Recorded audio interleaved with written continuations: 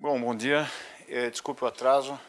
Essa falta de educação não é só específica para esse grupo. Eu sou mal educado em vários cenários e contextos. Eu estava numa outra reunião, mas eu fazia questão de estar aqui, vou assistir a conferência porque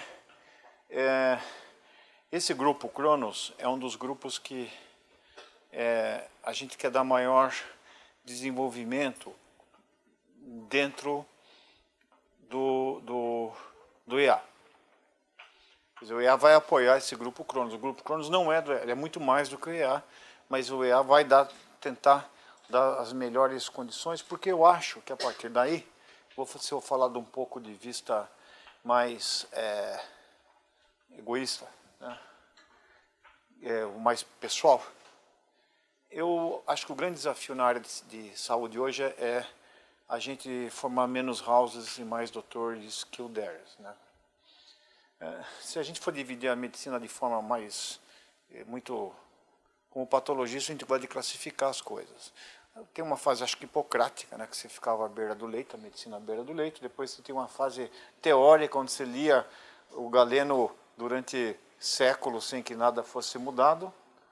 Aí você começa a ter, junto com a caridade, você entra nos hospitais, onde viviam miseráveis, feridos de guerra, leprosos e outras pessoas, onde você procurava fazer o que podia, mas no fundo você inventou estetoscópio, algumas coisas, né, ausculta, alguns sinais clínicos, mas pouco benefício.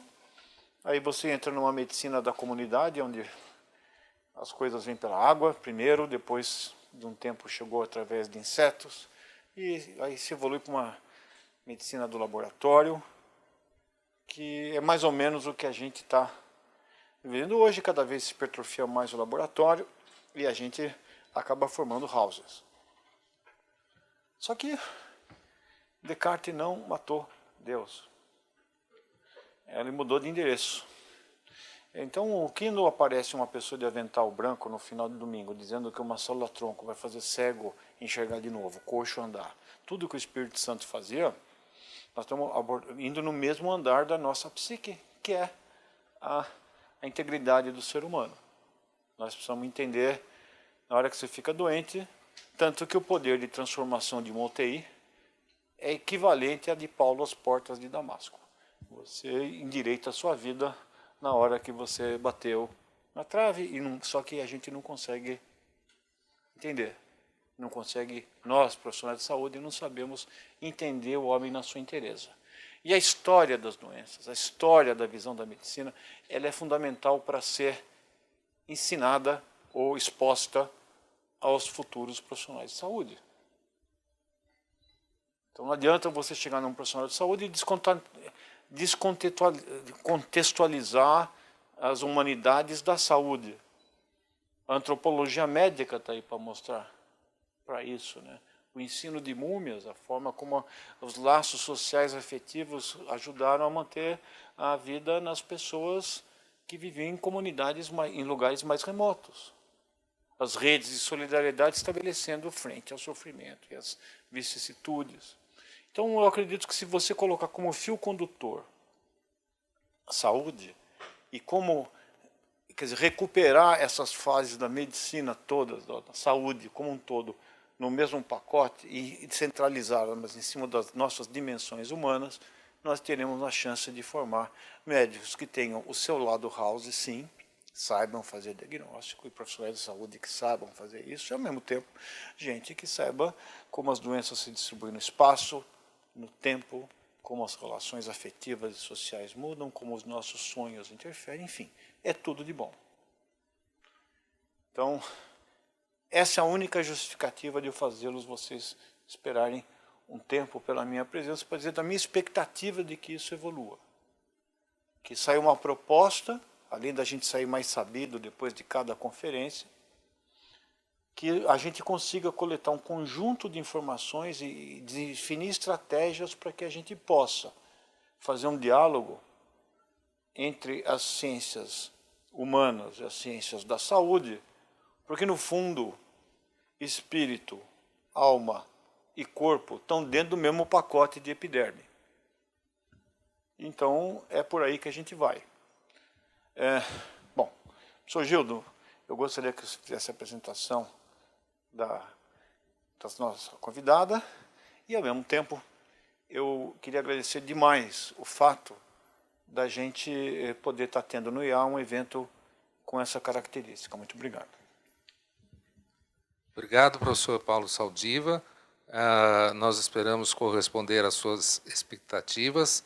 Esta já é a segunda de uma série de palestras sobre a história da ciência, epistemologia e medicina.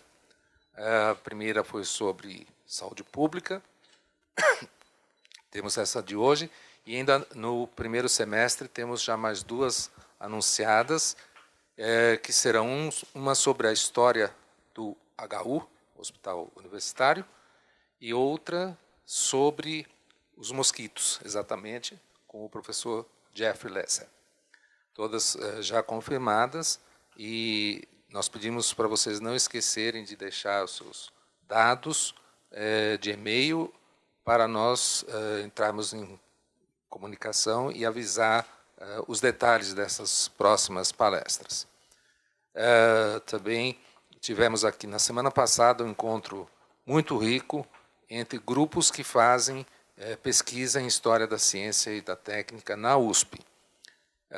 Então, com esses preâmbulos, só falta dizer para quem não me conhece, eu sou Gildo Magalhães, sou professor de História da Ciência na FEFELESH e, em outra vida, eu fui engenheiro, formado pela Politécnica, e trabalhei muitos anos nessa atividade. Bem, o nosso tema, que eu até dei um outro título um pouquinho diferente, o historiador e médico, Jorge Sarton e a medicina hipocrática como modelo científico. Nós não vamos, desculpe, nós não vamos entrar no âmago da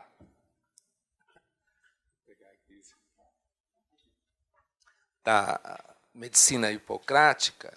Eu só vou sentar embaixo. Por favor. Que agora eu seria apenas... Quer dizer, eu sempre... Embriologicamente, quando você está formando um ser humano, você tem uma parte que vai para cima e fica tubo neural, chama ectoderma. Tem um, depois fica no meio, que é o mesoderma, que dá músculo, e o outro que vai no meio, que dá o endoderma, que forma, entre outras coisas, o intestino. Eu acho que o nosso destino se decide ali. Se você vai muito ectoderma, você vira um homem inteligente, sabido. Se você tem muito mesoderma, como o meu caso, vai para fazer coisas. Falta-me engenho, mas sobra-me atividade. E se você for endodérmico, talvez você tenha uma chance de virar político no atual momento brasileiro. Então, eu como mesodérmico, eu vou sentar aqui e ouvindo uma pessoa ectodérmica falar.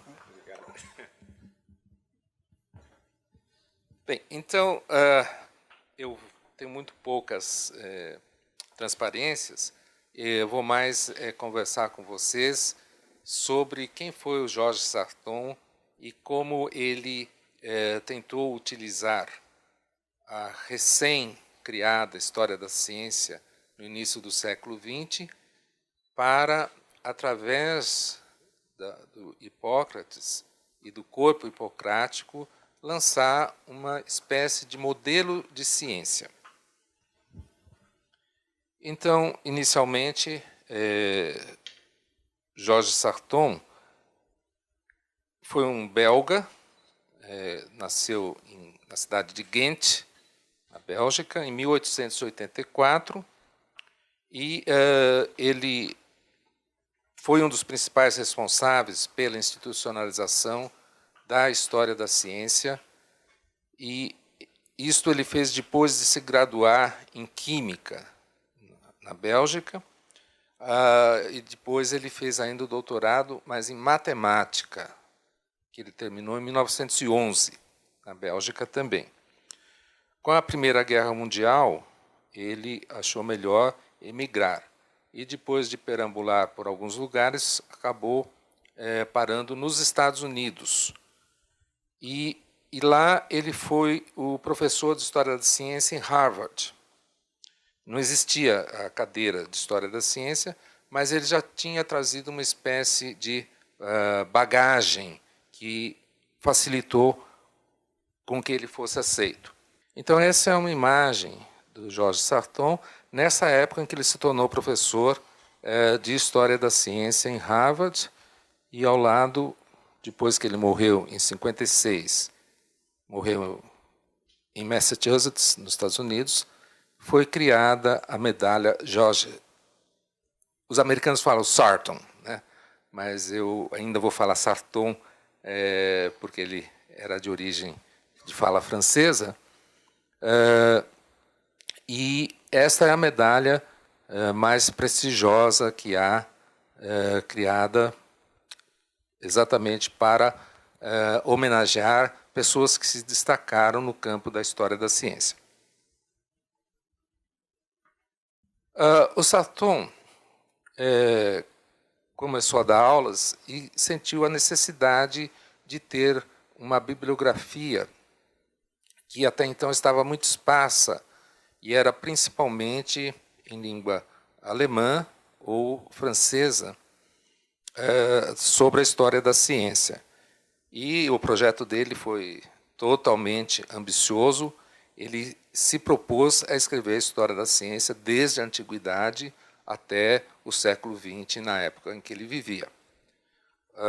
Obviamente, ele não conseguiu isto, mas, mesmo assim, ele avançou bastante e, inclusive, ele aprendeu árabe e foi em busca de manuscritos para fazer a parte da história da ciência no período medieval, quando o conhecimento estava nas mãos dos muçulmanos.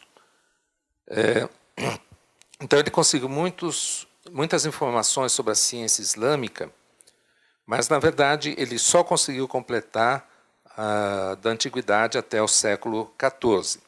Esses volumes que vocês veem aí, que foram durante muito tempo, digamos, a Bíblia de quem estudava história da ciência, mas com algumas peculiaridades que nós já vamos mencionar daqui a pouquinho.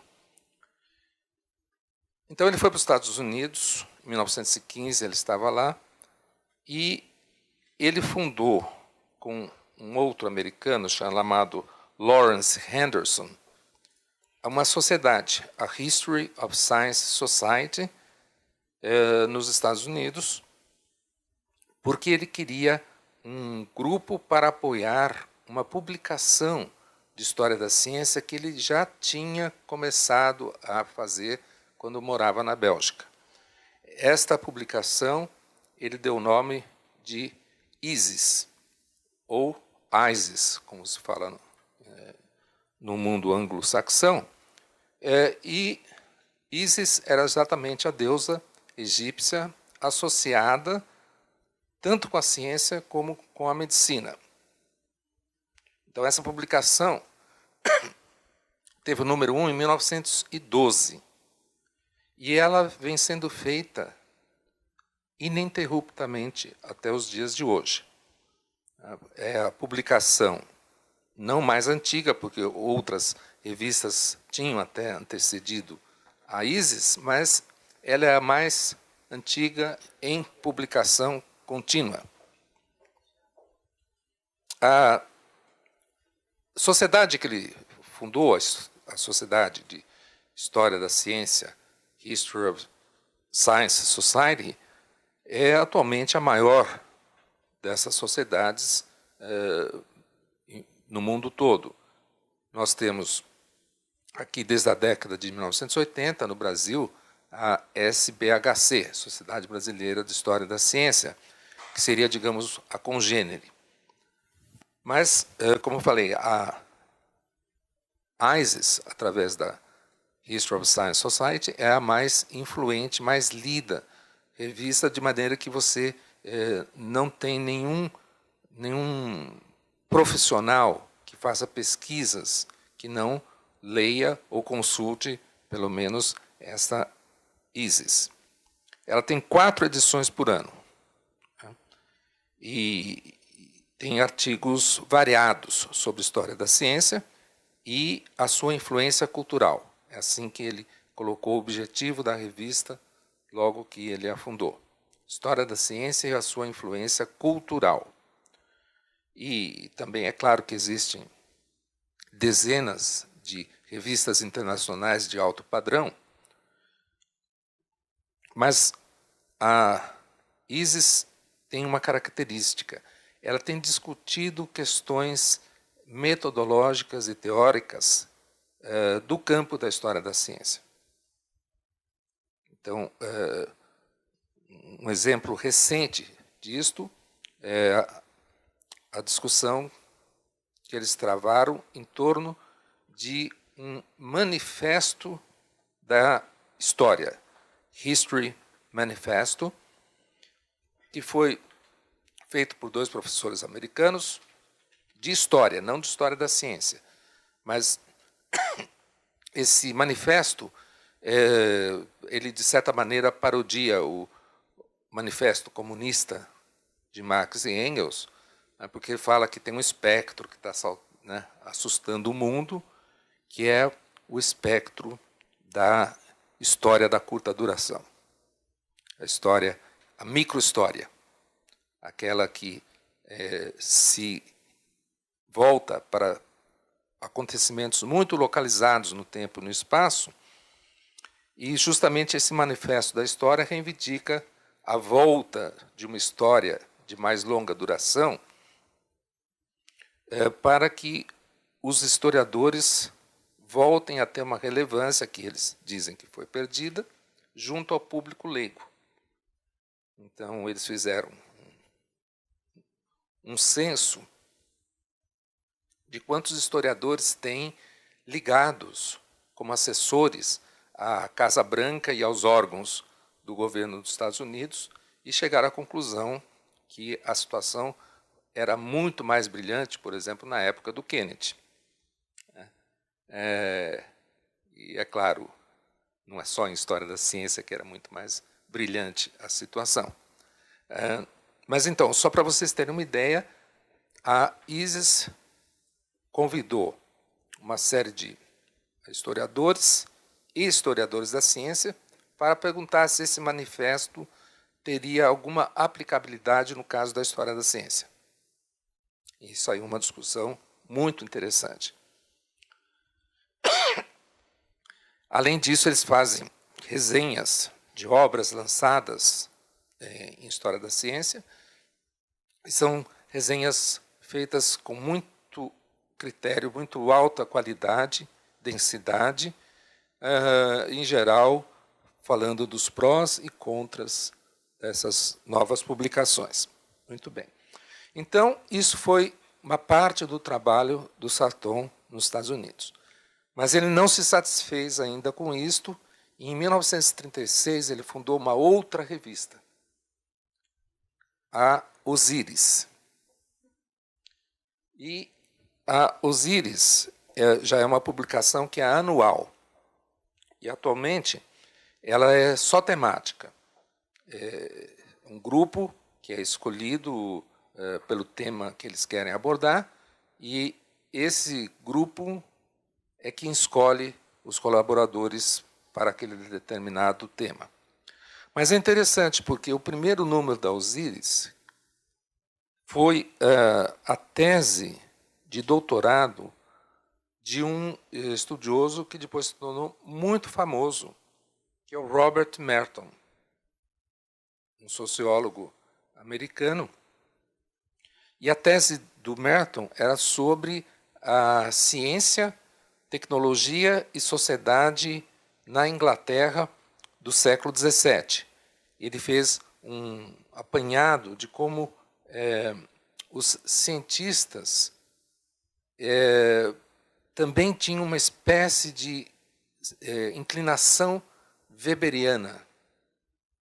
Então, do mesmo jeito que o Max Weber estudou a influência do protestantismo para o desenvolvimento do capitalismo, o Merton estudou a influência do protestantismo, em especial dos presbiterianos, para o surgimento da ciência na Inglaterra do século XVII.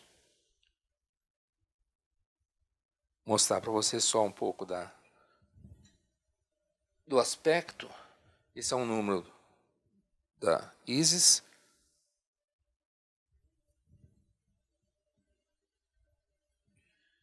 E esse aqui da Osíris.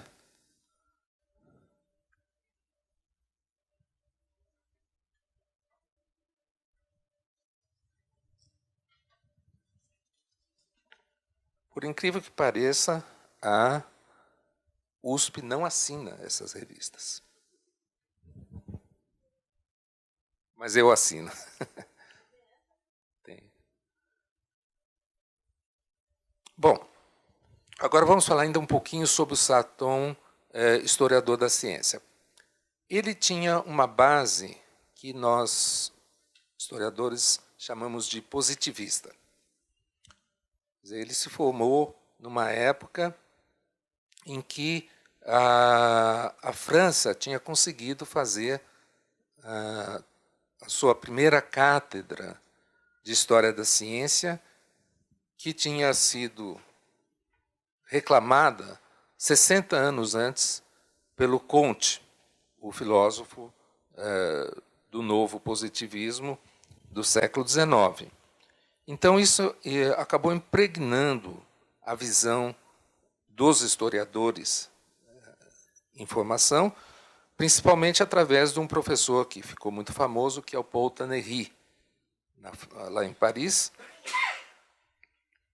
E, por isto, o Sarton tem uma espécie de fé, como também tem os positivistas, através da sua igreja positivista, do seu catecismo.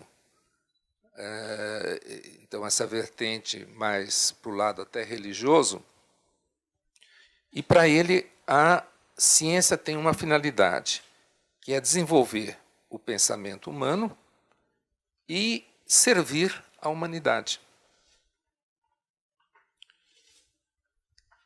E aí ele também cria um duplo jogo, porque ele diz que essa finalidade de servir a humanidade estaria mais ligada à filosofia da ciência. E, para atingir isto, a filosofia precisava da história. Então, é uma conjugação de filosofia com história da ciência, porque ele está interessado na história das ideias científicas, como é que elas conversam entre si, e com uma certa amplitude, ele também chega a falar em como é que elas conversam com as ideias econômicas e filosóficas em geral. A história, como ele concebia,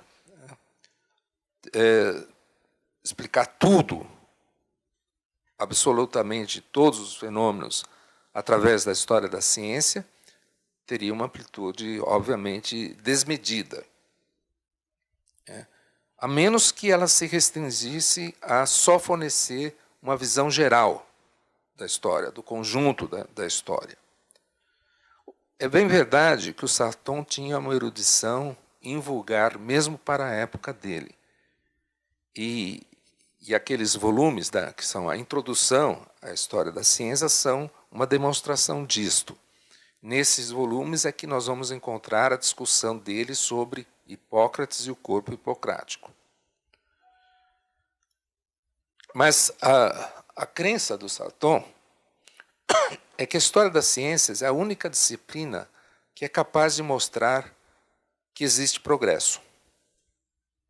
Um progresso continuado, cumulativo, que é uma opinião que vai dividir os historiadores, na medida em que surgiram os céticos, dizendo que a história da ciência não mostra um caminho único e linear, um caminho que tenha sido sempre revertido a favor do homem. Também é uma discussão que afeta não só a história da ciência, como a própria visão de história em geral. E, para isto, para reafirmar a fé dele, o Sarton vai buscar uma inspiração em Pascal, o filósofo Blaise Pascal, francês, que, numa introdução muito interessante ao Tratado sobre o Vácuo, do início do século XVII, faz uma reflexão de que a ciência e o progresso não são atributos de indivíduos. Os indivíduos existem, mas devem ser vistos como se fosse um único homem. Este homem, que é, no fundo, a humanidade, está em busca do conhecimento. Então, é preciso ver a busca desse conhecimento ao longo de toda a história da humanidade como se pudesse ser concentrada em um único sujeito dela e, ao mesmo tempo, o único objeto dela. O Sarton, então, acreditava que a história da ciência tem essa função pedagógica e social, de maneira que a história feita no passado deveria servir de inspiração para a ciência de hoje. A história da ciência do passado é um ensinamento para quem faz ciência nos dias de hoje. Só que, para ele, essa ciência era a maneira positivista, uma coleção de fatos, de nomes, e ele reconhecia que todo esse conhecimento era provisório, era perfectível, graças ao empirismo, que é uma outra característica que vai também dividir muitos historiadores. Acreditar que os fatos falem por si, que os fatos surjam, e não que eles são selecionados e escolhidos pelos seus cientistas, né, pelos seus praticantes.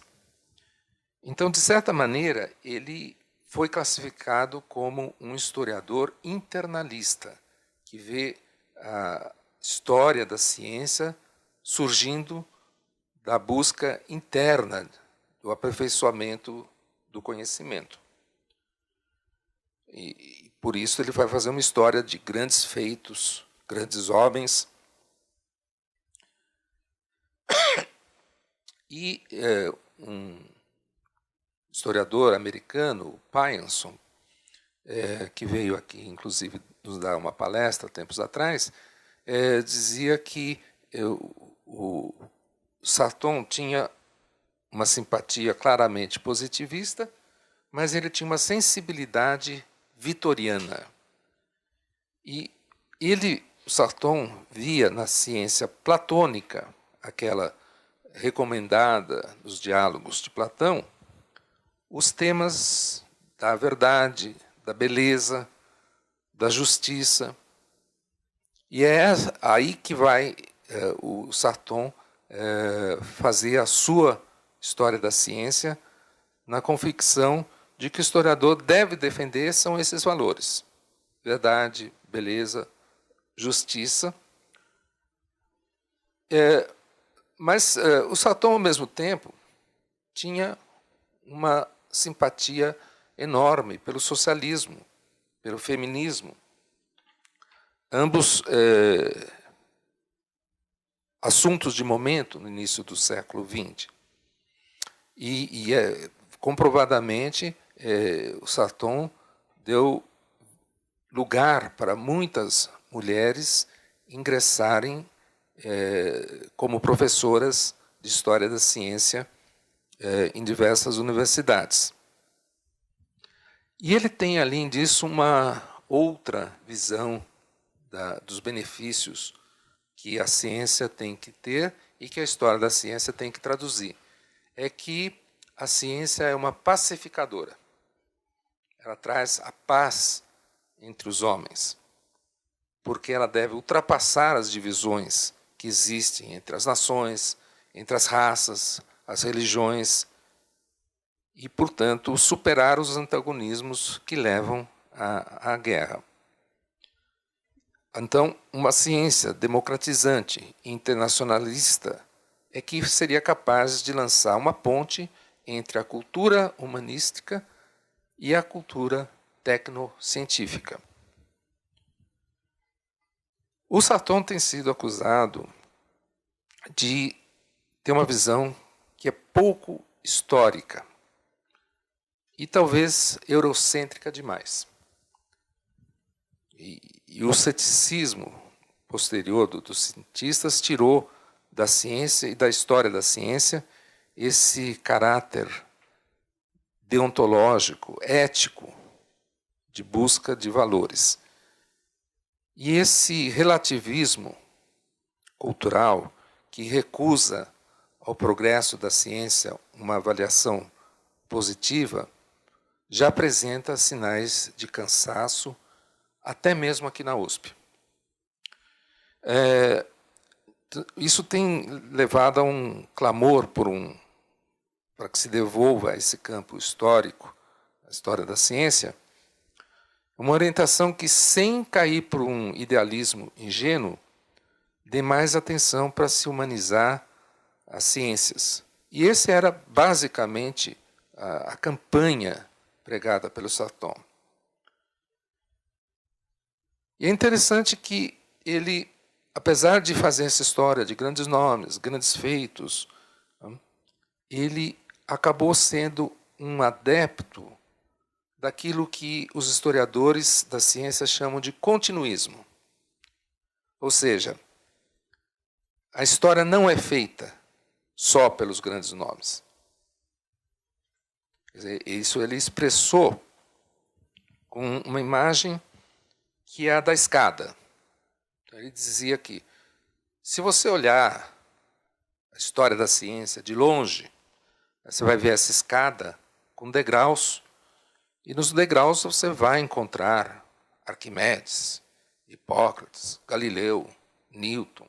Né? Mas você vai chegando mais perto, você vai ver que aquele degrau, na verdade, é constituído por mais 4, 5 degraus. Você vai chegando mais perto, cada um daqueles 4 ou 5 se subdivide em mais 10 e assim por diante. Então, essa sucessão, que é a história da ciência, a que aparenta ser descontínua quando vista à distância, na verdade, encobre uma grande continuidade e a contribuição contínua da humanidade para que ela exista. E claro que isso tem vários outros paralelos, inclusive com a história política, em que as revoluções também podem ser examinadas desse ponto de vista.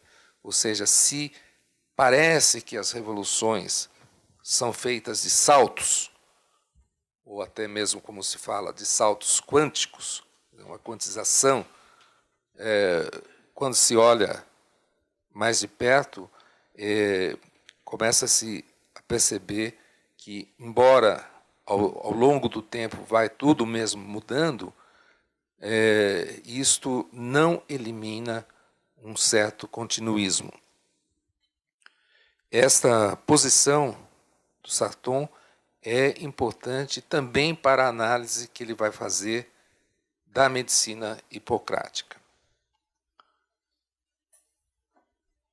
Então, com isso a gente vai chegando mais perto do nosso tema. E, como eu falei para vocês, o Sarton conseguia muito bem ler grego, latim, e ele fez, nesse volume em especial, que vai tratar da Grécia, ele fez uso de muitas fontes também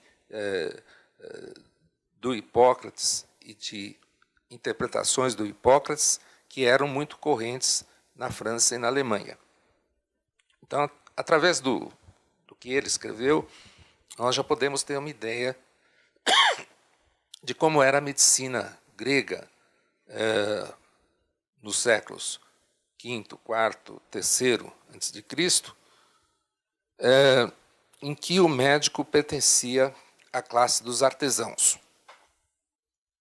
Os artesãos eram uma classe baixa na sociedade grega, embora, dentre os artesãos, o médico tendesse a ser valorizado, porque eles sempre também davam uma ênfase para a saúde. E o elogio do médico, que é feito pelo Platão, já no século IV a.C., vai também funcionar para valorizar essa classe dos médicos, porque o Platão diz que os médicos seguem um raciocínio causal. E ele elogia isto. E, portanto, o método da medicina, um método racional, seria o ideal para outros tipos de conhecimento. Os médicos, em geral, podiam ser nascidos também em classes altas. Então, quando um médico era de classe alta, a tendência era de que ele tratasse as pessoas mais ricas também. E quando era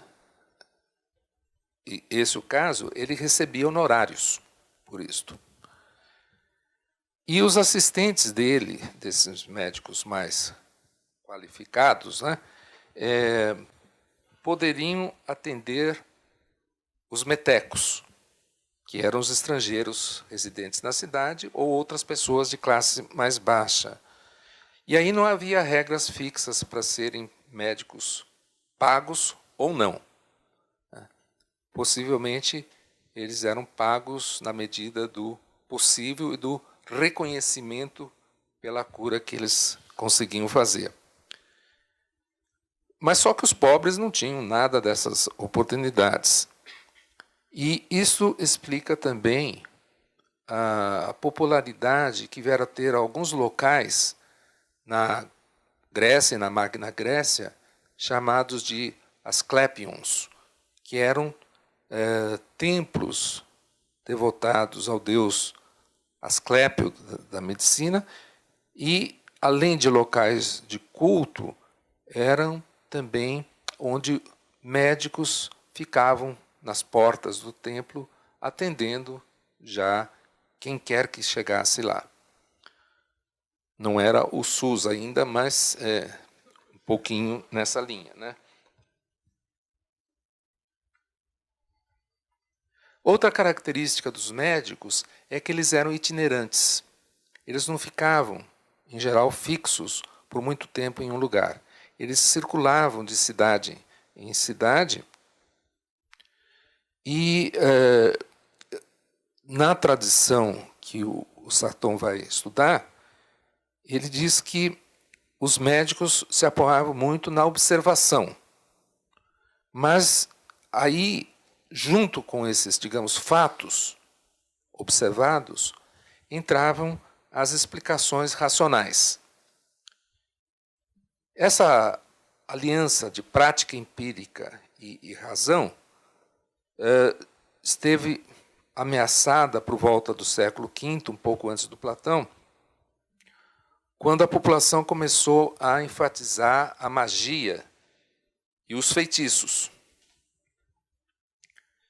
E a reação contra esse sincretismo popular se efetivou com o estabelecimento daquilo que veio a ser chamado escolas. Escolas de medicina, e havia diversas, mas as duas mais famosas são aquelas que se estabeleceram em Kos e em Quinidos, que são cidades muito perto, aliás, uma da outra, na atual Turquia. Mas tinha outras, por exemplo, na Sicília também tinha escolas. E o interessante é que essas escolas propiciavam discussões e divergências, porque não precisava concordar entre si. E as discussões ajudaram a medicina a consolidar a sua teoria, a sua posição teórica. E foi numa dessas escolas, a de Cos, que viveu e ensinou exatamente o Hipócrates, que viveu de 460 a 377 a.C. Ele foi uma figura histórica, mas tem vários relatos míticos a seu respeito e também muita discussão sobre exatamente o que é que ele escreveu ou outras pessoas escreveram até com o nome dele. Uma dessas versões míticas diziam que ele era um descendente direto do Asclépio, aquele deus protetor da medicina. Em todo caso, todos esses conjuntos de livros que levam o nome de Hipócrates e que se chamam o corpo hipocrático, chegou até os nossos dias. E aqui vou só mostrar esta imagem, que é exatamente ali do lado esquerdo o Hipócrates e descendo do barco Asclépio, ou depois Esculápio, que foi o nome romano. Então, isso está num mosaico ainda assim conservado na ilha de Kos.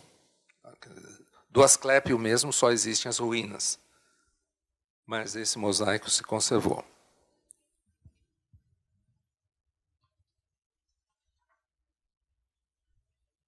Bem, o corpo hipocrático tem, de acordo com a divisão que se faz, de 60 a 70 tratados. E se estabeleceu que foram todos escritos entre 450 e 350 anos antes de Cristo. A pessoa que conseguiu primeiro fazer a tradução para uma língua europeia moderna foi o famoso Littré, na França, em meados do século XIX.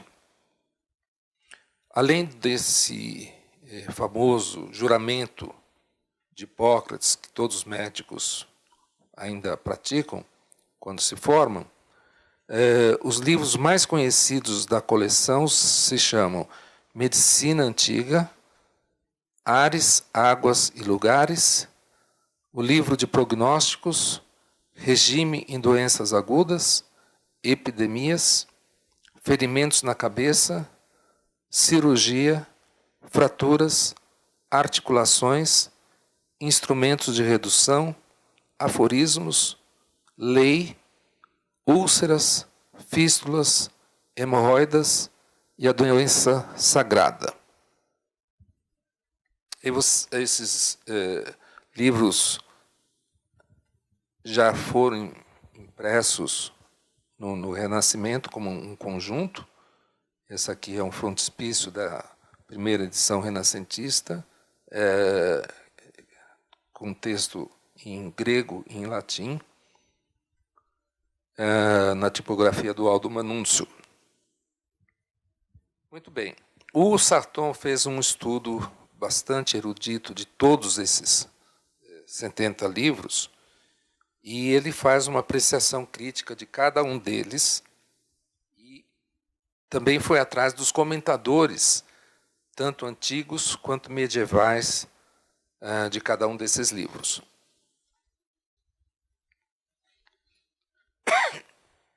O Sarton agrupa os 70 livros da seguinte forma: principais escritos médicos, livros cirúrgicos, filosofia médica e ensaios, obras deontológicas, que são sobre os deveres morais dos médicos, aí que se inclui o famoso juramento, cartas, escritos aforísticos, e o Sarton considera que exatamente o livro chamado Aforismas é a obra mais popular do Hipócrates. E praticamente, eu acho que todos vocês já ouviram, pelo menos, o seguinte aforisma: a vida é breve, a arte é longa. A oportunidade passa correndo. A experiência é traiçoeira. O julgamento difícil. O médico deve estar pronto para cumprir por si só seu dever, mas também assegurar a cooperação do paciente, dos ajudantes e de outros. Então, dentre essas obras, estão incorporadas aquelas visitas que esses médicos faziam para diversos locais. Não é só porque eles eram inquietos ou porque estivesse faltando pagamento, mas é porque eles acreditavam que a geografia, através do clima, influencia muito nas doenças e nos tratamentos. Então, eles tinham que conhecer o máximo de lugares possíveis, tinham que conhecer as águas, os ares, né, para descobrir como é que isso influenciava a saúde. O fato é que, com esse tipo de conhecimento, que nós seguramente chamaríamos de científico, a medicina foi se tornando uma tecne, que é a palavra que os gregos usavam para a arte, e da qual nós derivamos a nossa técnica. Ou seja, a medicina foi se tornando capaz de demonstrar que ela era melhor do que outras práticas. E pôde, então, ser ensinada e procurada para ser aprendida. É claro que, em todo esse corpo hipocrático, conhecimento anatômico e fisiológico deixa a desejar quando visto pelos olhos de hoje, né? Exceto, talvez, em alguns casos de aplicação prática, e que eram de bastante interesse comum, como o tratamento de luxações, fraturas e ferimentos de guerra, em que os tratamentos recomendados são até bastante corretos do ponto de vista de hoje. E eu falei para vocês das duas principais escolas, a de Cos, onde estava Hipócrates, e a de Quinido. A de Quinido teve uma tendência muito mais empírica, né, e resultou em práticas eficientes, por exemplo, a auscultação. Isso não era inventado antes dessa época, e também faziam uma série de cirurgias e descreveram muitas doenças. Só que esse afã de fazer, aí sim, um tratamento positivista da ciência, cada caso é um caso, descrições exaustivas, acabou se tornando bastante inócua, porque ela era repetitiva. Então, coisas que eram do mesmo tipo pareciam serem diferentes e, às vezes, levavam a tratamentos diferentes.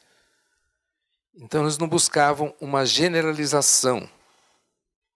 E esta é a diferença que separa as duas escolas. A de Hipócrates buscava o entendimento geral das doenças. Em compensação, a escola dele era acusada de ser mais superficial. Mas, com certeza, na escola de Cos, a ênfase era na racionalidade, para que a razão é que conduzisse à observação dos fatos. Claro que também era uma ciência empírica, mas eles não tentam colocar as doenças numa camisa de força, naquelas classificações da escola de Quinidos. Eles tentavam, ao contrário, recomendar uma flexibilidade que se ajustasse ao doente e que o médico tentasse compreender como cada corpo é uma entidade mutável, não fixa, com essa visão eles também não descuidavam de empregar aparelhos. Diversos deles ainda foram usados durante muito tempo, mas sempre com esse cuidado, dosar para cada paciente como um indivíduo. Aqui vou mostrar para vocês uma outra ilustração que até tem o uso desse leito hipocrático, onde o doente podia ser, não vamos dizer torturado, mas puxado para, por exemplo, fazer alongamento da coluna, e o médico era também quem fazia a pressão, ou sentando ou andando. O fato é que isso curou muitas hérnias de disco, né? Agora, uma característica que o Sarton vai ressaltar do método hipocrático é o prognóstico.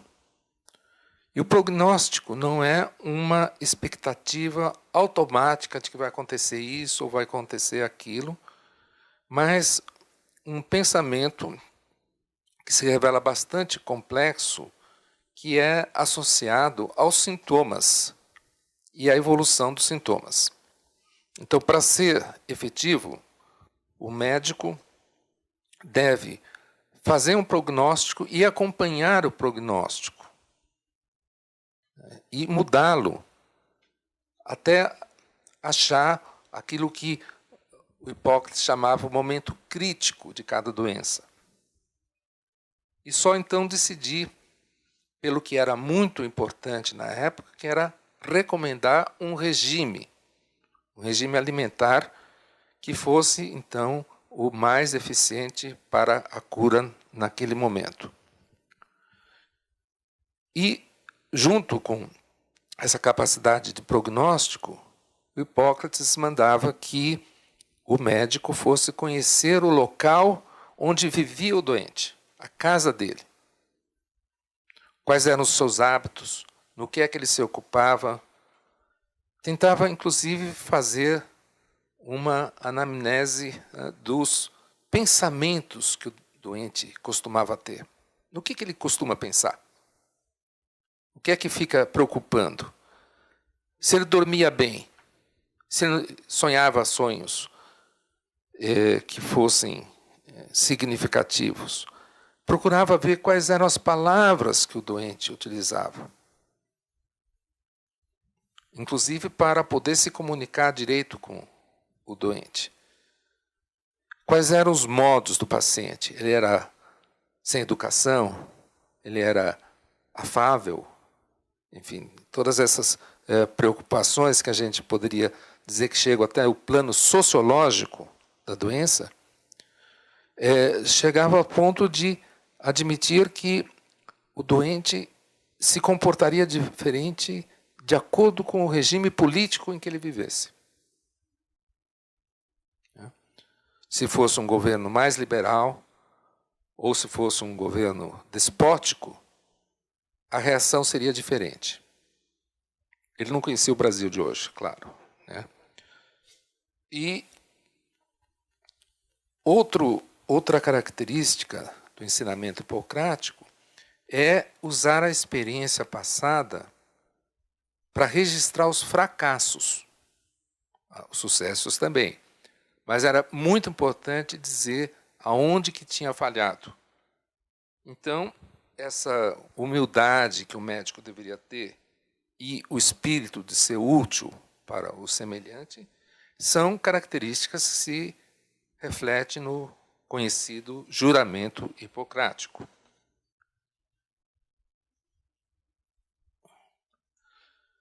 Nós já estamos chegando no fim. Mas queria ainda fazer essa parte final com essa pergunta. Será que a medicina hipocrática, pelo menos como ela foi entendida pelo Sarton, serve como fundamento para o progresso científico? Já se passaram 24 séculos E claro que tudo isso tem um interesse histórico evidente para quem é historiador, mas tem também alguma atualidade, possível validade nos dias de hoje para os médicos. Lembro que o corpo hipocrático, nas traduções, era usado como livro-texto até o século XIX, nas escolas de medicina.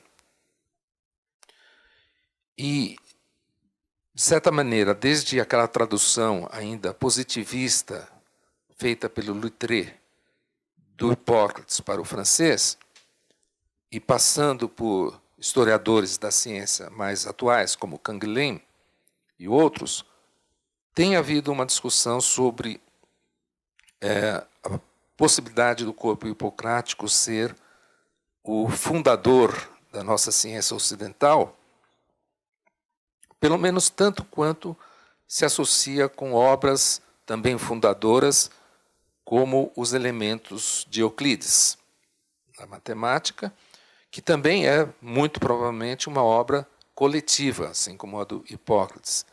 Ou ainda os tratados de mecânica do Arquimedes, que também são bons modelos para a cientificidade como nós entendemos hoje em dia. Eu acho que seria oportuno, para fazer uma inquisição a esse respeito, relembrar aqui no que é que assenta a atividade médica segundo o método hipocrático. Então, primeiro, uma observação detalhada do paciente e de tudo à sua volta, procurando não desprezar nada nem deixar algo incerto, usando inclusive observações que aparentemente são contraditórias. Em segundo lugar, avaliar não só a doença, mas como o paciente reage a ela.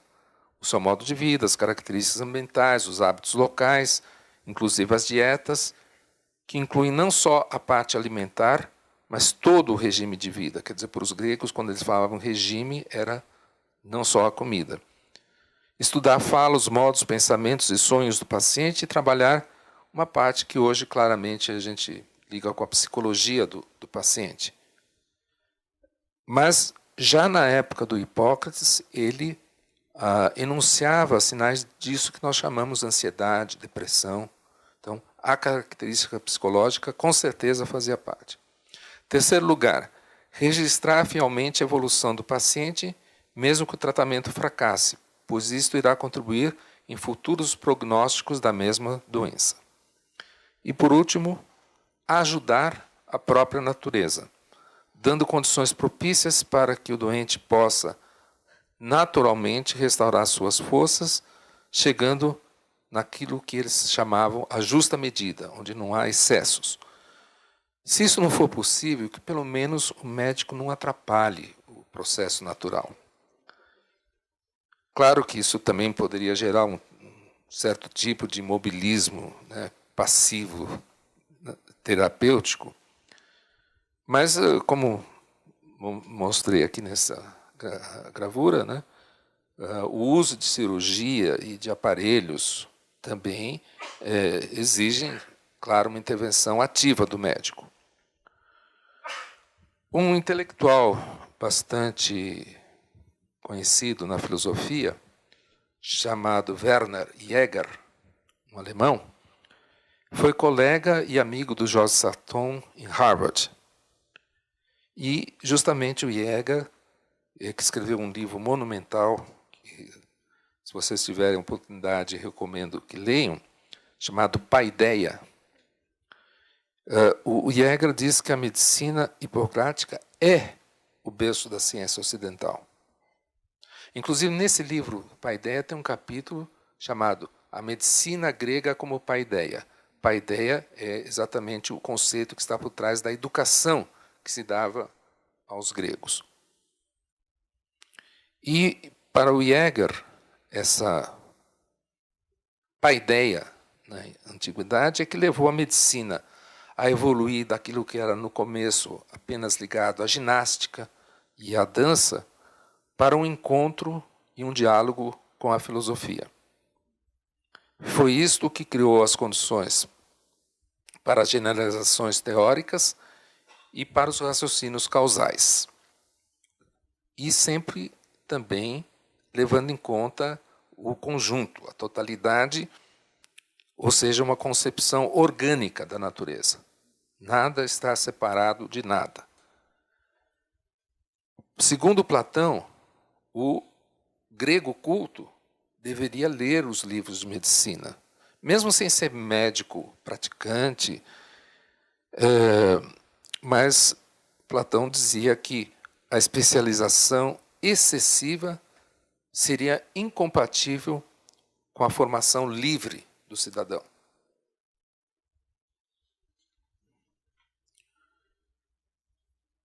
E é com base nessas observações que o diálogo Fedro, do Platão, usa o método hipocrático como modelo de conhecimento.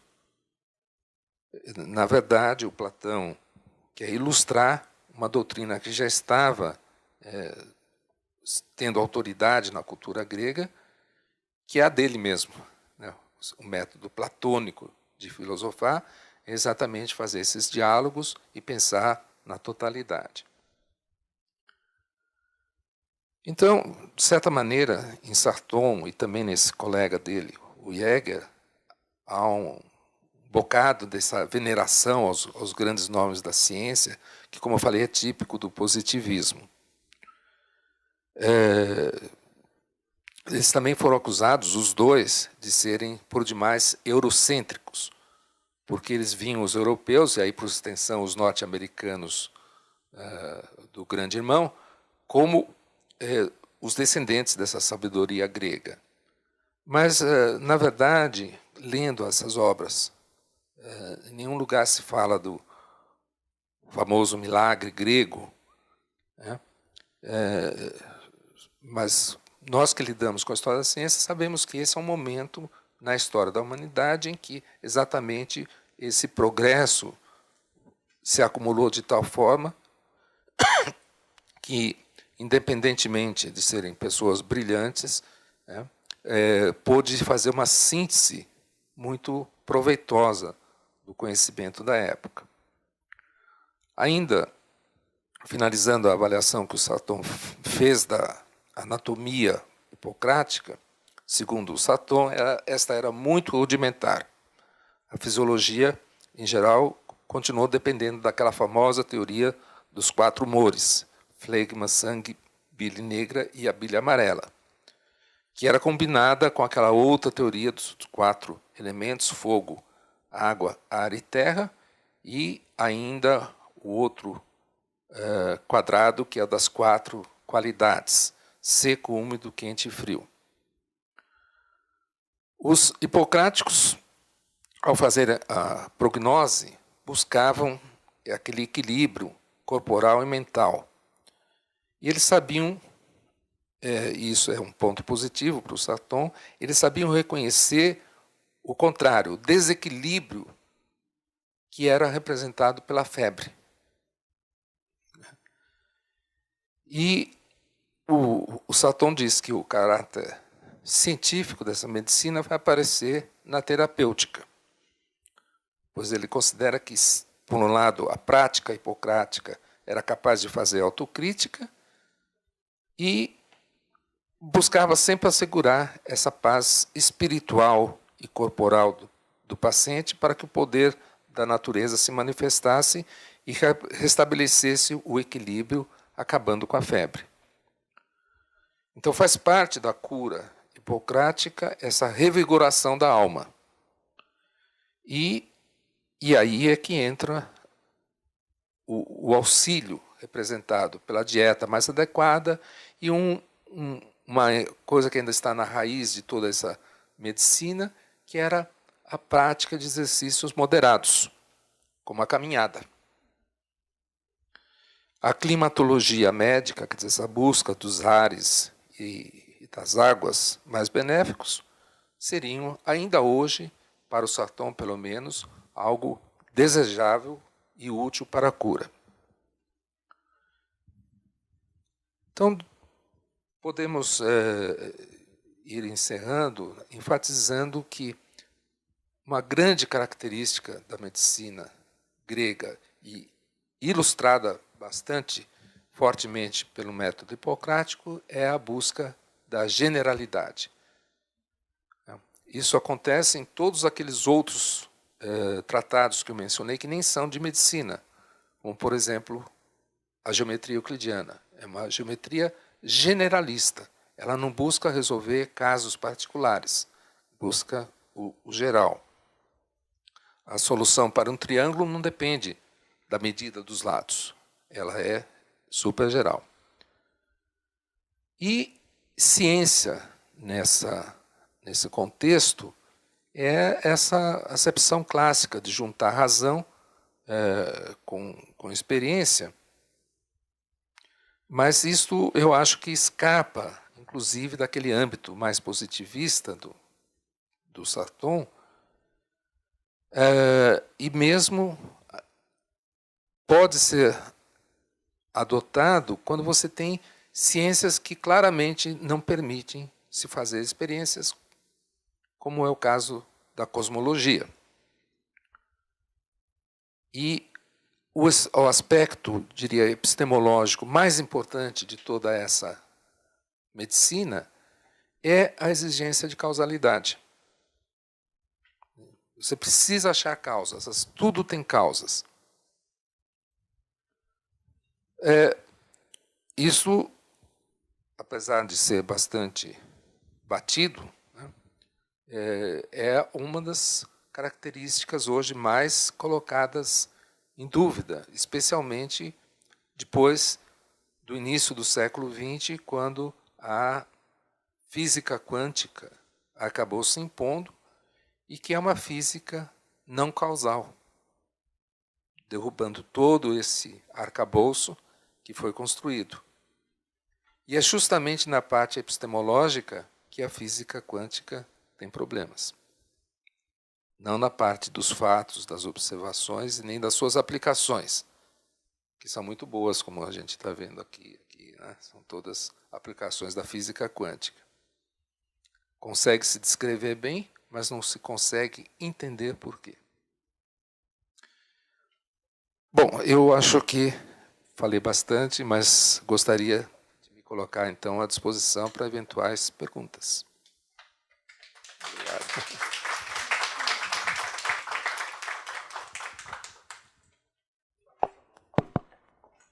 Bom dia, eu sou Ana. Professora, eu tenho uma dúvida que é a seguinte. Por conta da concepção holística do indivíduo que aparece nos tratados, não é, de Hipócrates, eu não sei se o Sarton tetou ou se é possível verificar se existe alguma influência das medicinas e filosofia orientais, não é? Porque também se buscava essa compreensão integral do indivíduo.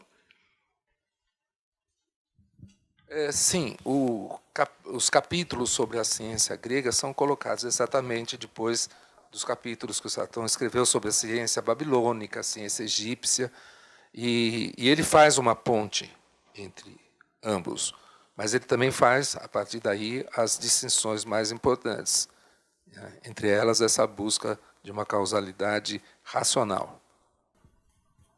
Professor, primeiro eu queria agradecer muito fui buscar meu caderninho para escrever, para anotar. E eu, depois de ouvir a sua fala, estou convencido de que, mais do que nunca, a medicina hipocrática ela é válida para o desenvolvimento científico da medicina. A integração entre meio ambiente físico e doenças foi demonstrada muito depois. Estamos aí vendo poluição, clima, né? Contagiosidade, a relação entre meio ambiente social, econômico e também a eclosão das doenças mentais, da ansiedade. Quantos de nós não acordamos de noite ansiosos sem saber nem porquê?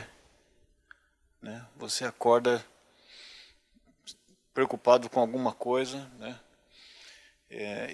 E o sinal máximo dessa doença é quando você tem medo de abrir e-mail. quando você começa a imaginar que vai vir alguma coisa que vai te dar para você fazer um relatório para o dia seguinte, né? Eu não tenho dúvida de que a expressão, redes sociais e a relação interpessoal são importantes, determinantes, aliás, de tudo que você pode fazer depois de 60 anos, considerando perder peso, parar de fumar, parar de beber. A coisa mais importante é você ter amigos ou pessoas em quem você possa compartilhar suas ansiedades. É o que mais aumenta a expectativa de vida.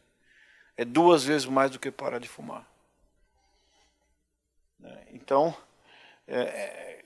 aí o outro, num sistema que você perde, num mundo atual que você perde os amigos que você construiu na infância ou na juventude.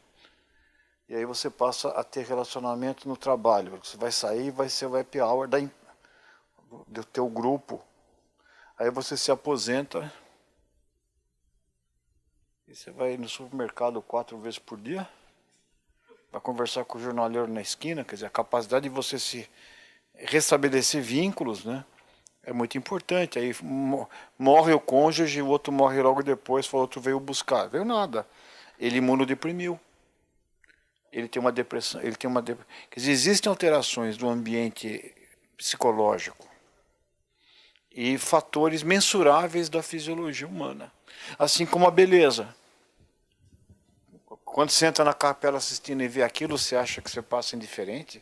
Áreas específicas do funcionamento cortical que regulam o estresse, a produção de cortisol, a produção de imunoglobulinas e o controle da pressão arterial são significantemente alterados. E não é por causa disso que o hospital está cada vez mais verde ou mais artístico, porque por outra razão a não ser porque as pessoas se tratam e curam mais depressa. Então ele não sabia o porquê, mas a observação dos doentes permitiu que ele intuísse coisas que hoje a gente achou que ia só resolver com vacina, com remédio. Né? Por que o Rockefeller fez tanta escola de medicina?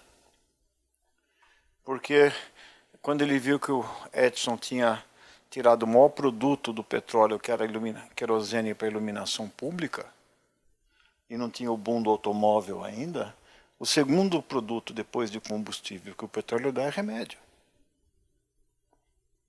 Tanto que aí você imaginou que com remédio, com uma prescrição, você resolvia tudo. Resolve muita coisa, a expectativa de vida subiu, dados quando você chega melhor, mas ele não resolveu o paradoxo do que é viver em plenitude. Por isso que eu acho que é o grande dilema hoje de profissionais da saúde, que é como que você dá conta desses outros domínios para o qual não existe bula ou conduta padronizada. Como é que você escuta o seu doente, como ele sonha, o que ele pensa, que rede de apoio ele tem, aonde ele mora, como ele dorme. Como é que isso entra? Eu sinto que nós não estamos preparados. E essa conferência que o senhor deu só reforça isso. A esperança de um método sistemático de estudar isso está vindo da neurociência, de ressonância funcional, onde você expõe o indivíduo à experiência e você consegue medir objetivamente, né? Seja por ressonância ou mais simplesmente tem uma coisa chamada Near Infrared Spectroscopy, um capacete que você mede consumo de oxigênio local e você espacializa no cérebro e pela expressão gênica. E não há dúvida, você está num ambiente legal faz com que você tenha mais anticorpos, que você monte uma resposta inflamatória mais eficiente. Você estando triste, você estando deprimido, você estando num ambiente onde você não tem perspectiva. E esse ambiente, eu estou falando mais do ambiente, mais do que o ambiente físico, você não tendo perspectiva na vida. Né? E o pessoal simplifica a condição dizendo que é baleia azul. Baleia Azul, escambau. O índice de suicídio entre jovens vem aumentando muito antes desse videogame, e é onde mais aumenta, e nunca teve tão alto o índice de suicídio. E às vezes o indivíduo tem que procurar um grupo fundamentalista, uma torcida organizada, um grupo xenofóbico, para poder fazer parte de uma comunidade e sair desse isolamento coletivo. Então, eu acho que isso vai ser... por isso que eu boto muita... Eu tenho uma grande esperança que daqui saia propostas, inclusive para modificar o currículo das... eu não sei, até o vestibular está errado para nós. Viu? Saber que, para entrar numa faculdade de medicina hoje, a nota que discrimina, pelo menos na USP, que eu conheço melhor, é física. Sabe aquele negócio do dedo, do eletromagnetismo ali?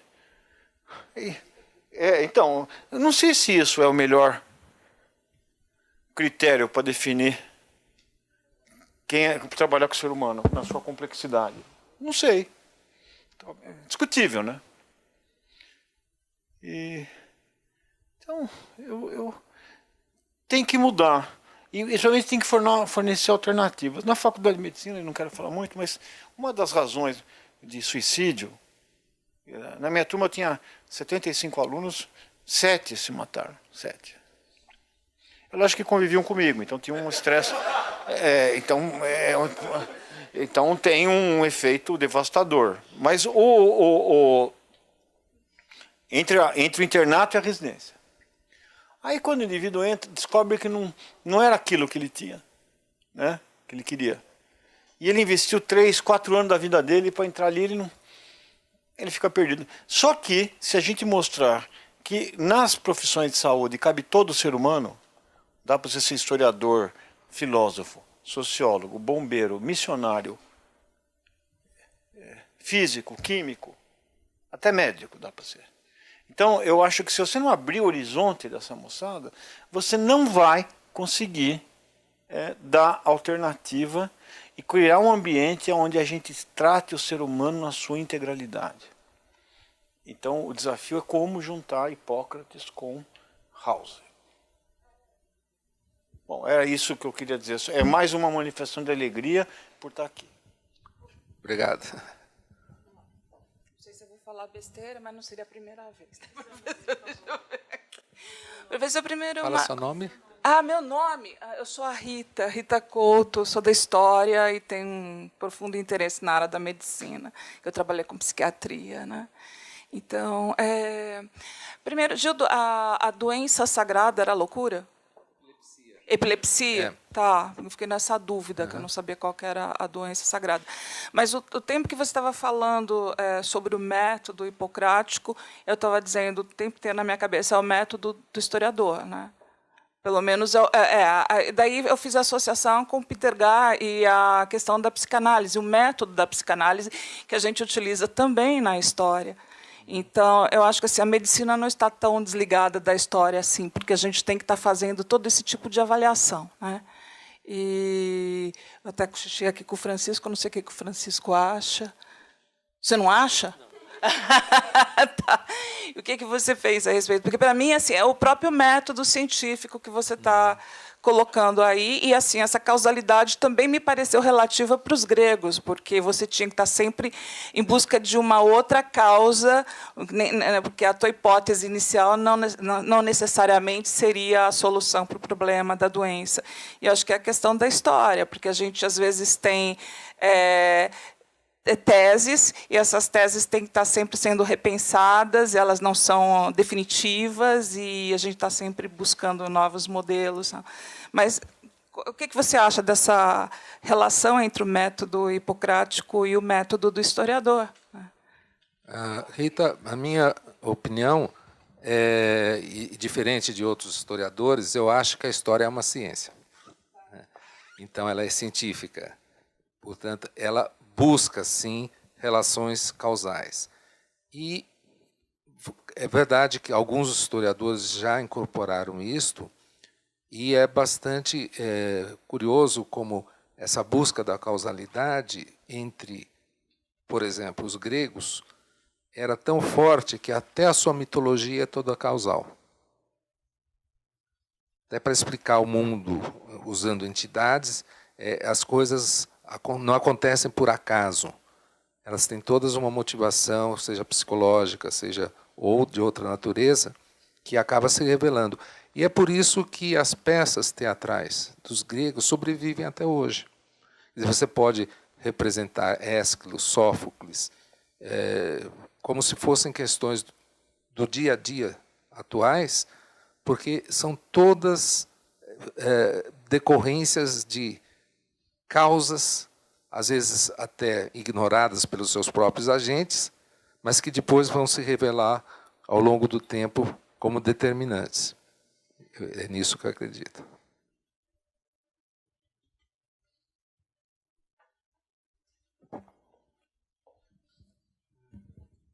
Eu sou Francisco Queiroz. Gildo, o professor Paulo Saldiva, acho que trabalha numa perspectiva holística, né, em relação à saúde. Eu não sei se todo mundo... Tem gente que tem restrições, né, esse termo holístico, mas quando você está falando também do Hipócrates, né, quer dizer, a obra dele parece que abrange diversas áreas da medicina, né?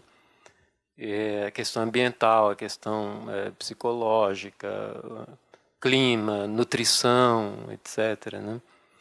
E aí você está discutindo a questão de causalidade, né? Quer dizer, se sabe que algumas coisas funcionavam, mas não se sabia exatamente a razão. No caso, por exemplo, a homeopatia do século XIX, né? Alemã. A homeopatia, enquanto, pelo menos, proposta científica do século XIX. Os princípios disso já se perdem também no tempo. Então, tem alguma inspiração, alguma relação ou inspiração na medicina hipocrática? E que relação você faria também, nas últimas frases da sua palestra, a questão da medicina, da física quântica, né? Quer dizer, algumas coisas funcionam, mas você tem problemas em relação a fundamentos, a interpretação, etc. Enfim, que relação você faria entre a medicina hipocrática, a homeopatia, ou essas outras chamadas terapias alternativas ou complementares, e a questão da mecânica quântica, do ponto de vista de causalidade, interpretação, etc. Bem, Francisco, o Hahnemann, ao propor a medicina homeopática, se inscreveu dentro de um grupo que era bastante, digamos, platônico. Né? Depois o grupo que vai dar também pessoas como Rudolf Steiner do método Waldorf, ou seja, pessoas que estão todas imbuídas de uma causalidade, apesar de que na homeopatia você ainda está numa situação, talvez, de estar usando coisas sem compreender como é que elas funcionam. Aliás, umas explicações de por que a homeopatia pode funcionar, além de efeitos do tipo placebo ou só psicológicos, que eu li, pelo menos, é que teria algo a ver, sim, com a interação ao nível quântico. Mesmo coisas muito diluídas, e quanto mais diluídas, mais se aproximam dessa fronteira onde ocorrem os fenômenos em outra escala. Então, eu acho que é possível. Porém, veja também aquele outro aspecto no qual é possível se descambar, que é o dos milagres, das curas feitas por feiticeiros, enfim, tudo aquilo que a medicina hipocrática foi uma reação naquele tempo. E hoje, talvez até estamos numa situação ainda mais contundente, né?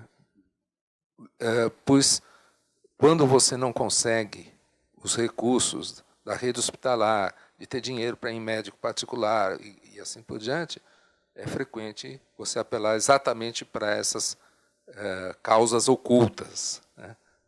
Que não são exatamente causas, mas aí, como eu falei, descambam para o ocultismo.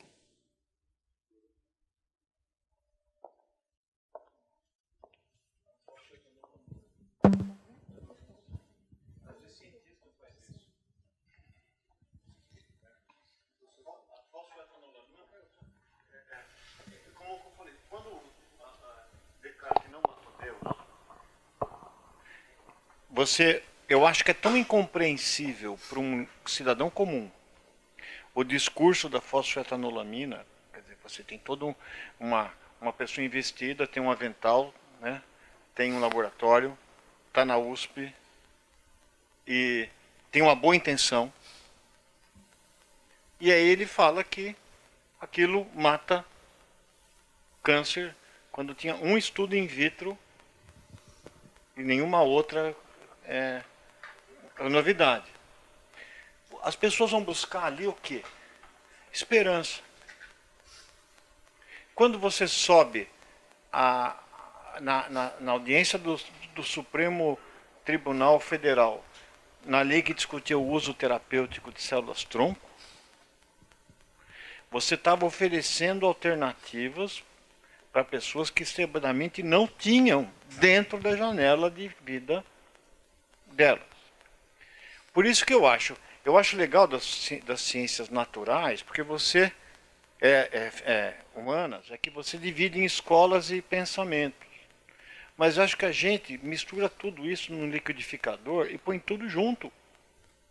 Ou seja, é tão incompreensível o Apocalipse de São João, quanto a uma explicação de um querubim de avental branco com o avental da Harvard, que aí esse é um querubim de altíssima patente, né? E que vai dizer que tem uma molécula que gruda no segundo receptor, que depois fosforila uma proteína, que depois muda, faz uma cascata. Isso é mágico. Então, eu acho que, bom, perante uma situação dessas, você pode fazer um juízo de valor, que é o que o médico faz, né? Superstição, crendice, ignorância, rebaixamento, menos-valia. Ou entender o ser humano como ele é, com seus defeitos, né? Eu vi na faculdade de medicina, por exemplo, a homeopatia não é muito popular, né? Então você vai ver, por exemplo, teve uma piada que eles fizeram do pronto-socorro homeopático, né? Você é atropelado por um carro, você pega o para-choque, dá uma diluída, chacoalha, depois se não funcionou, se dilui mais ainda. Então quer dizer, você pode ridicularizar o outro lado. Mas eu diria que a homeopatia, para algumas coisas, funciona. Está demonstrado em estudo clínico controlado. Não é para tudo, obviamente, mas nenhuma medicina resolve tudo. Mas tem uma coisa que eles fazem muito melhor do que os médicos alopatas. Eles gastam um tempão em ouvindo você e adquirem uma das coisas que o médico tem que fazer, que é a adesão do paciente ao seu processo de cura. Então, eu não estou defendendo a homeopatia como alternativa de tratamento. Eu só estou dizendo que tem algumas coisas que você usar o método científico convencional, caso controle, placebo, você consegue melhor a terapia. Aliás, morar perto de um parque, a menos de 300 metros de um parque, reduz em 30% o risco de infarto agudo de miocárdio. Isso é mais do que beta-bloqueador e estatina. E a gente não prescreve parque. Então eu acho que tem coisas que acontecem que a gente não sabe. Porque dá para imaginar hipóteses, mas você não sabe exatamente por que morar perto de um parque, ajustando para renda e outras covariáveis, você consegue em estudos de corte mostrar. Possivelmente, porque primeiro acho que você caminha, segundo tem serviços ambientais, mas primeiro você encontra outras pessoas. Desculpa, tem uma pessoa que pediu a palavra. Desculpa, eu falei. Oi, meu nome é Michel e obrigado, professor, pela palestra. Eu queria fazer uma pergunta e tentar relacionar duas pessoas que o senhor mencionou, que foi o Jäger e o próprio Sarton. O Sarton como, né, de uma corrente positivista e que fez várias interpretações sobre o Hipócrates e não sei se é o próprio Sarton que tem uma espécie de interpretação geral sobre uma metodologia hipocrática, seria isso?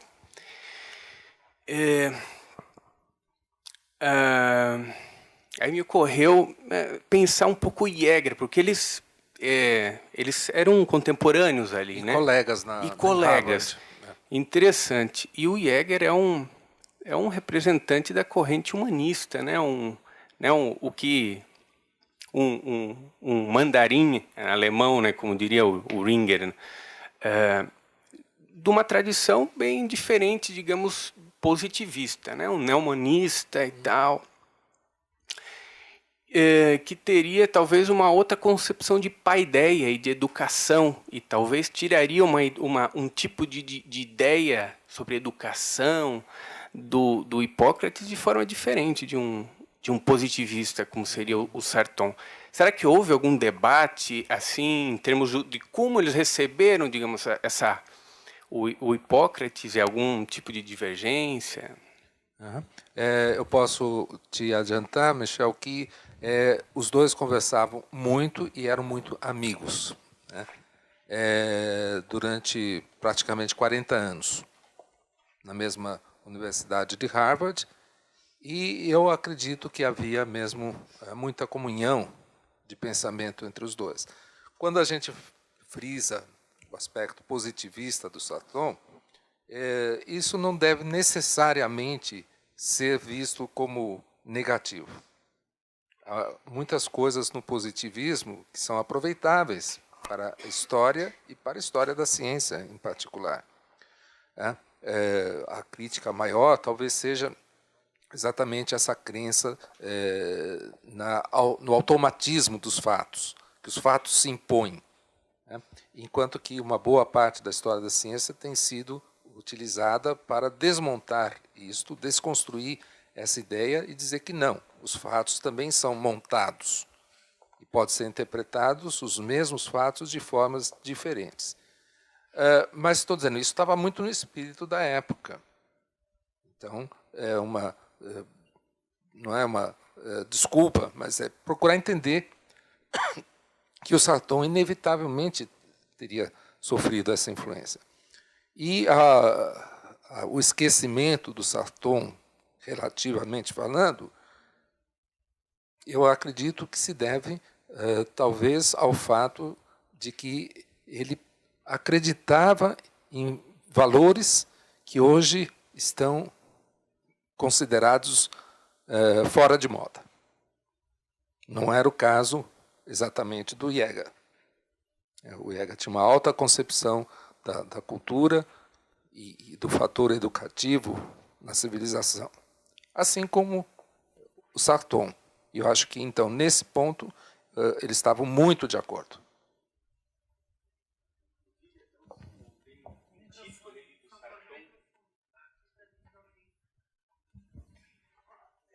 É interessante que até tem um título ali que New Humanism. Isso. É interessante o Sarton usando, né, esse tipo de conceito, né? Essa é uma obra póstuma, mas o Sarton enfatizava muito o humanismo, e a pregação do Sarton para a história da ciência rendeu muitos dividendos, vamos dizer, institucionais.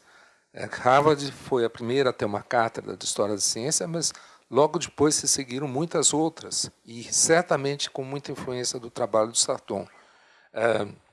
A Johns Hopkins, por exemplo, tem um senhor departamento de História da Ciência.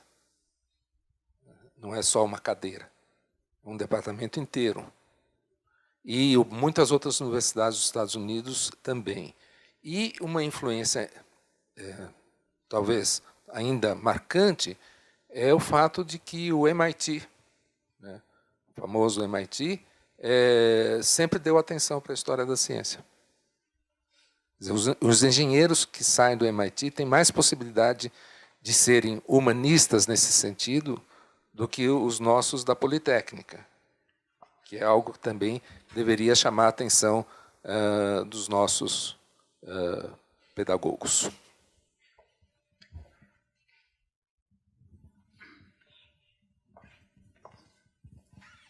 Muito bem. Então, só me resta agradecer a presença de vocês e convidá-los para a próxima da série.